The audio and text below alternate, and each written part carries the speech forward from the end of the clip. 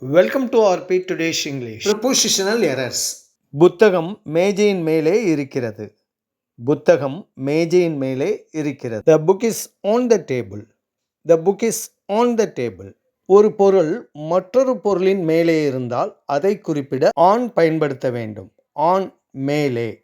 பறவைகள் மரத்திற்கு மேலே பறக்கின்றன. பறவைகள் மரத்திற்கு மேலே பறக்கின்றன. The birds fly over the tree. The birds fly over the tree. ஒரு பொருள் மற்றொரு பொருளை தொடாமல் மேலே இருந்தால் அதை குறிப்பிட ஓவர் பயன்படுத்த வேண்டும். ஓவர் மேலே. இரண்டு பொருள்கள் ஒன்றையொன்று தொட்டு கொண்டு இருந்தால் ஆன் பயன்படுத்த வேண்டும்.